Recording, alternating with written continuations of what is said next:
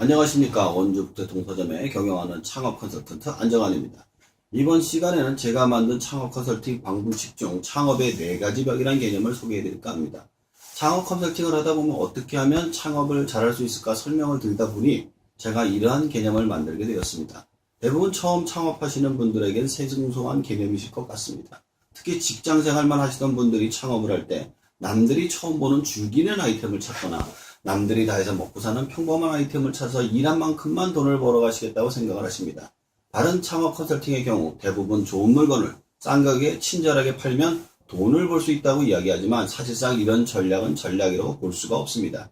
창업은 내가 남들보다 잘하는 것을 해서 경쟁에서 이겨야만 하는데 이렇게 막연한 전략으로 절대로 생존할 수 없기 때문입니다. 이렇게 생각하는 이유는 열심히 일하면 돈을 벌 수 있다는 노동자적 마인드에서 출발하기 때문입니다. 이처럼 창업이라는 것은 일한 만큼 돈을 버는 취직하고는 달리 일종의 투자 개념으로 접근하는 것이 현명합니다. 왜냐하면 잘못된 방향을 선택하게 되면 열심히 일한 만큼 손해를 더 많이 보게 되어 있기 때문이죠. 그래서 창업을 하면 여러 가지 벽에 부딪히게 됩니다.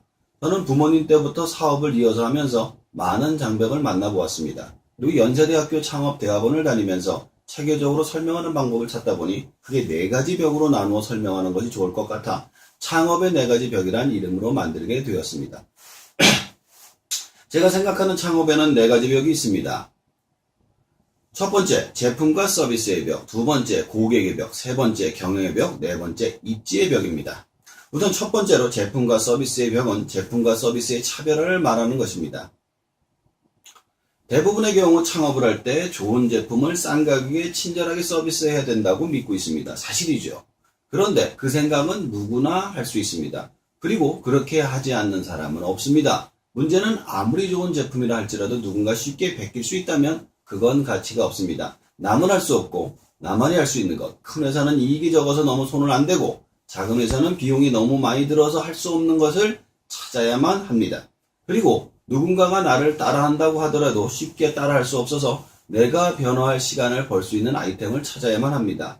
대부분의 창업자들이 이런 생각을 하지 않고 제품과 서비스를 선택해서 창업을 해 경쟁의 벽에서 무너지는 경우가 대부분입니다. 두 번째로 고객의 벽은 아무리 좋은 제품과 서비스가 있다 하더라도 고객이 없으면 아무 소용이 없습니다. 따라서 고객 관리 기술이 필요한데 예를 들어 자신이 오랫동안 식당에서 일을 해서 진짜로 뛰어난 음식을 만들 수 있는 능력은 있지만 사람들이 와서 맛을 봐주지 않으면 장사가 되지 않겠죠. 그리고 손님들이 와서 맛을 보고 소문이 날 때쯤 적자가 쌓여서 폐업을 할 지경이 된다면 절대로 제대로 된 실력을 발휘하지 못하게 됩니다. 그리고 사실상 이 고객의 벽이 창업에서 가장 중요한 부분을 차지합니다. 실제로 창업을 할 때 몫이 제일 중요한 것은 이 고객이 많은 곳에 고객이 많이 와서 제품을 볼 수 있는 곳을 차지해야만 하기 때문입니다. 그런데 문제는 제품과 서비스만 최고가 되면 된다는 노동자적 사고가 이러한 것을 무시하게 폐업을 만들게 합니다. 세 번째로 경영의 벽에서는 쉽게 이야기해서 장사가 잘 되면 회사의 규모를 키워야 되는데 잘못해서 망하는 경우가 많습니다. 회사의 규모가 커지면 직원들 월급도 올려줘야 되고 같이 일하는 가족은 일 안 하고 놀러 다니고 돈만 쓰는 경우가 많아집니다. 거기다가 장사가 잘 된다는 소문을 듣고 경쟁자가 생기는데 짧으면 1년, 늦어도 3년 안에 비슷한 사이즈가 2배 이상 생기거나 2배 사이즈로 생기는 경우가 허다합니다. 즉 이러한 것을 애초에 상정해 두고 창업 경영을 하지 않으면 큰 낭패를 볼 수 있습니다. 반대로 장사가 안 될 때도 생각해야 됩니다. 만약 규모를 줄이는 걸 생각하지 않거나 폐업을 제때 하지 않으면 모든 것을 잃고 파산을 하거나 신용불량자가 될 수도 있습니다. 화장을 하는 것보다 지우는 것이 중요한 것처럼 사업은 창업보다 폐업이 훨씬 더 중요합니다. 네 번째 입지의 벽은 경영의 벽에 속하긴 합니다. 그런데 따로 생각할 정도로 중요합니다. 처음에는 창업을 해서 장사가 잘 돼서 자리를 잡게 돼서 고객들이 찾기 시작하면 돈을 벌만 하면 건물주가 나가달라고 하거든요.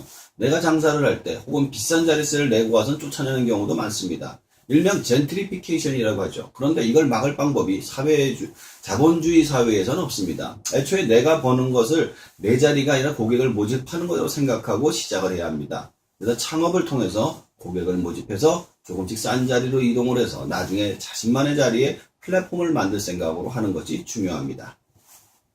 너무 오프라인 창업에 대한 이야기가 아닌가라고 생각하실 수도 있습니다만 근본적으로 모든 창업은 마찬가지라고 생각합니다.